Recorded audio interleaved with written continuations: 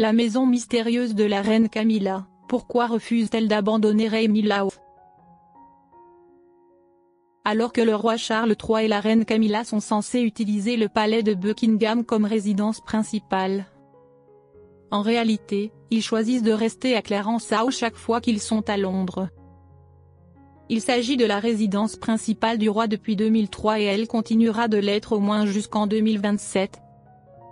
Le temps que les travaux de rénovation à grande échelle du palais de Buckingham soient achevés.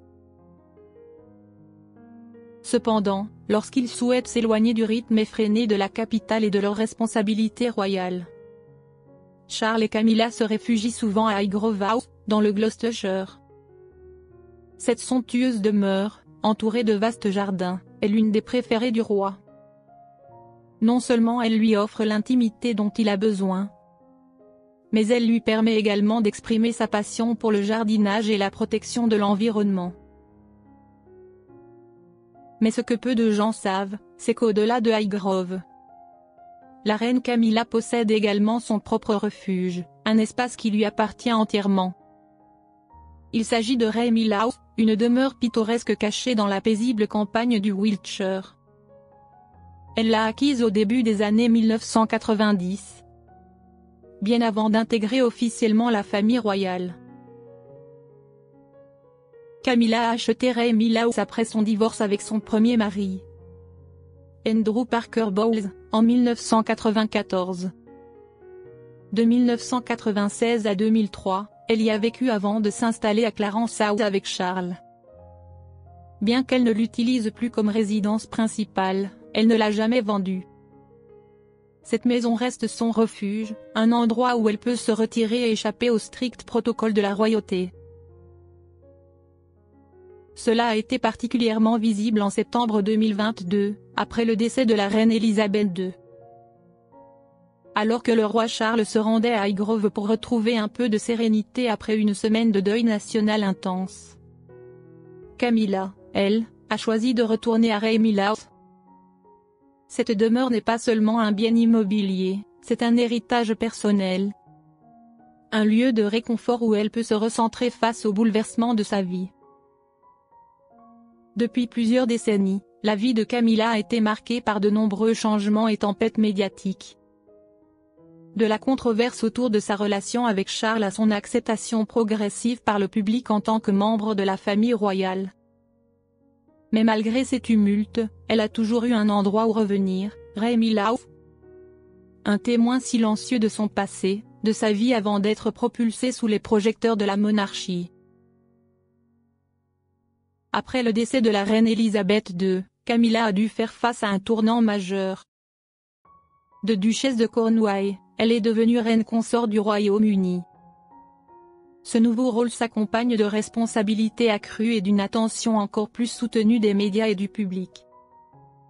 Dans ce contexte, Rémy-Lao représente pour elle un sanctuaire où elle peut se reposer et se ressourcer après des journées éprouvantes.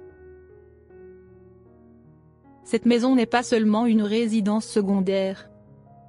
Elle incarne l'indépendance de Camilla, un espace où elle peut être elle-même sans être contrainte par l'étiquette royale. Après la disparition de la souveraine, il est probable que l'atmosphère chaleureuse et familière de Rémy-Lao ait été une source de réconfort pour elle. Loin des palais fastueux et des salons dorés de la royauté, elle a pu y retrouver un peu de paix. Plongée dans ses souvenirs, se préparant mentalement aux défis à venir. Le choix de Camilla de retourner à Rémy-Lao à ce moment crucial montre que, malgré son statut de reine, elle reste attachée à son histoire et à ce qui lui appartient en propre.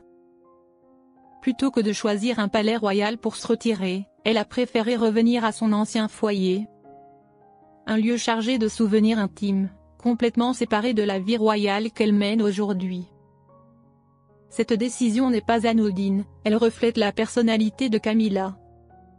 Une femme qui apprécie la simplicité, la tranquillité et qui cherche un équilibre entre ses devoirs et sa vie personnelle. Rémy-Lao n'est pas une simple demeure, mais un véritable havre de paix luxueux et entièrement équipé. Cette somptueuse propriété possède tous les éléments nécessaires pour offrir une détente absolue.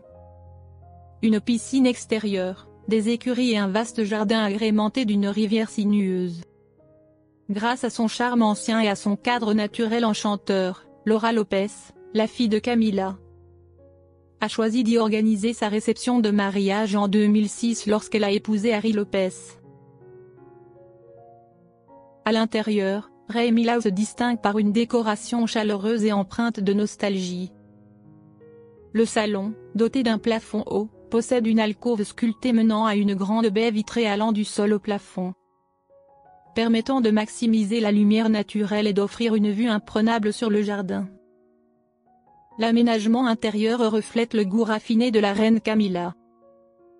2 fauteuils à motifs floraux assortis à un canapé aux teintes similaires créent une atmosphère à la fois élégante, accueillante et intime. De plus, les tables en bois ancien ajoutent une touche d'élégance intemporelle à cet espace de vie. On peut affirmer que Ray Milland n'est pas seulement une résidence, mais un symbole du mode de vie privé de Camilla. Un lieu imprégné de souvenirs d'une époque précédant son entrée dans la famille royale. Et surtout un endroit qui lui permet de maintenir un équilibre entre ses devoirs royaux et ses besoins personnels. C'est précisément pour cette raison que, malgré l'évolution de sa vie, Camilla n'a jamais envisagé de se séparer de Ray Milland, un lieu où elle peut être elle-même, loin des contraintes et des protocoles de la monarchie. Certains spéculent que dans le futur, une fois libérée de ses obligations royales, la reine Camilla pourrait choisir de s'y retirer pour profiter d'une retraite paisible, plutôt que de résider dans l'un des palais appartenant à la couronne britannique. Cette perspective ne serait pas seulement motivée par un attachement émotionnel profond, mais aussi par le fait que cette maison représente une part de sa vie privée, éloignée du faste et des exigences de la royauté. Ray Milland n'a peut-être pas la magnificence des palais royaux, mais c'est précisément son ambiance chaleureuse et son caractère intime qui la rendent si précieuse aux yeux de Camilla.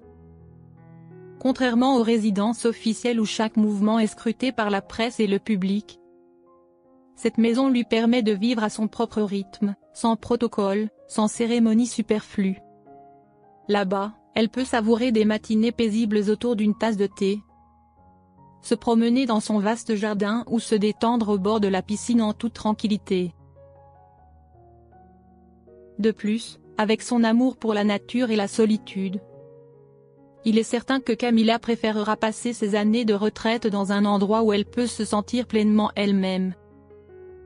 Ni les couloirs grandioses du palais de Buckingham, ni les chambres somptueusement décorées de Clarence House ne pourront remplacer les recoins familiers de Ray Milland, où elle a bâti une partie de sa vie après son premier mariage, et où elle peut recevoir ses enfants et petits-enfants sans les contraintes des étiquettes royales. Le choix de rester fidèle à Ray Milland illustre également la philosophie de vie de Camilla, une femme qui apprécie la simplicité et la liberté personnelle, même après avoir accédé au rang de reine consort. Jamais elle n'a cherché à briller par l'extravagance ou le pouvoir, préférant au contraire cultiver ces moments d'intimité et d'authenticité qui lui permettent d'être en harmonie avec elle-même. Peu importe ce que l'avenir lui réserve, Ray Milland restera toujours une part indissociable de la vie de Camilla. Et si un jour elle décide de se retirer de la scène royale, il est fort probable que ce sera dans cette demeure qu'elle trouvera son dernier refuge. Un sanctuaire paisible après des années de dévouement.